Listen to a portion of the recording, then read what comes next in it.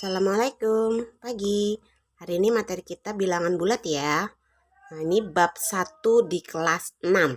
Nah, di kelas 6 nanti kalian pertama ketemu bilangan bulat. Bilangan bulat itu, ini kan ada garisnya nih. Waktu itu kelas 5 kita udah pernah belajar garis bilangan kan? Nah, bilangan yang di tengah-tengahnya 0, kalau ke kanan positif, kalau ke kiri negatif. Jadi nanti pergerakannya kalau ke kanan berarti ditambah, kalau ke kiri berarti dikurang. Nah, pokoknya berarti 0, 1, 2, 3, 4, 5 dan seterusnya. Min 1, min 2, min 3, min 4, min 5 dan seterusnya. Nah, tolong diingat. Semakin ke kanan nilainya semakin besar. Apa dek?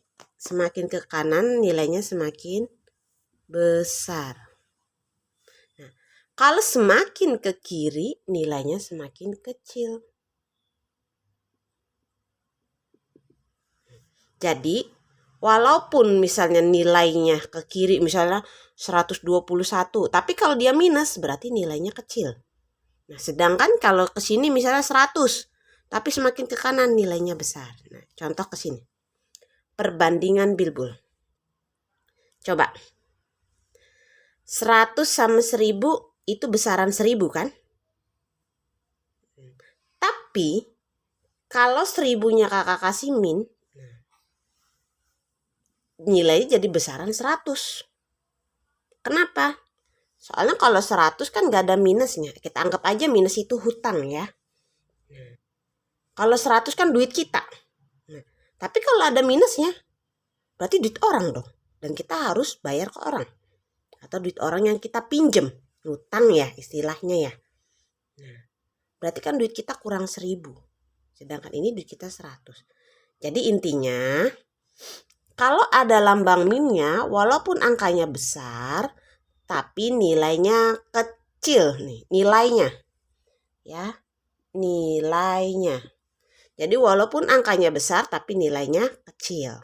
Tapi kalau tidak ada minusnya, ini seperti ini, semakin besar angkanya, maka nilainya juga semakin besar. Sekarang kakak ulang, 100 sama 1000 besaran 1000 kan? Nah, kalau minusnya di 100, ya berarti tetap besaran 1000. Kan di sini minus, hutang. Nah, sekarang kita pakai perbandingan ya.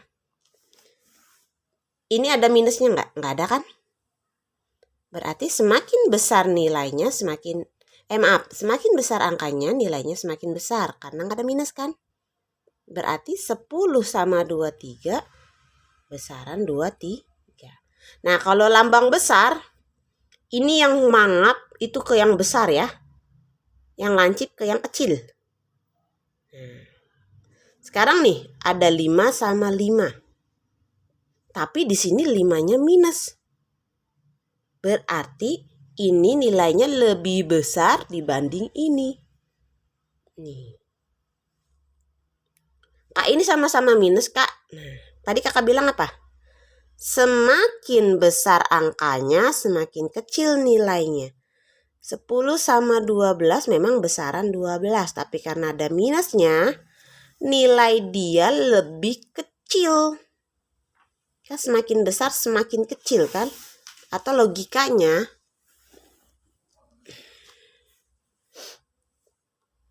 ini utangnya 10.000, ini utangnya 12.000. Banyakan mana? Banyakan ini kan utangnya. Berarti minus kita makin banyak, dia makin kecil utang. Jadi maksudnya ini lebih besar nilainya. Ini lebih kecil. Jadi begini. Soalnya ini 12-nya ada minus.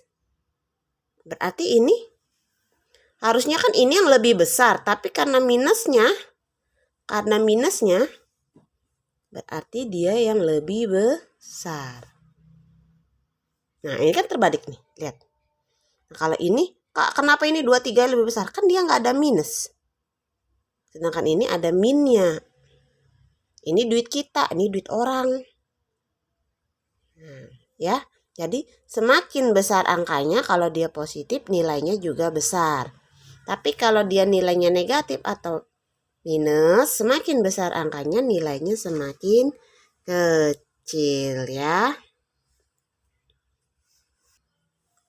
Kita lanjut ke operator MTK. Pokoknya yang perlu diingat sama adik-adik, jika lambangnya sejenis, plus sama plus kan sama-sama positif nih. Min sama min, nah sama-sama negatif kan, sama-sama sejenis. Pokoknya kalau dia sejenis, hasilnya positif. Plus ketemu plus, plus min ketemu min, plus. Kok min ketemu min plus? Kan ini sejenis. Nih, pokoknya kalau sejenis hasilnya pasti positif. Tapi kalau beda jenis nih dia, negatif ketemu plus. Kan beda jenis kan? Plus ketemu negatif, beda kan? Nah, intinya kalau dia beda jenis hasilnya negatif. Ya, sekali lagi kalau sejenis plus sama plus sejenis, min sama min sejenis, hasilnya positif. Min sama plus beda, plus sama min beda, hasilnya negatif.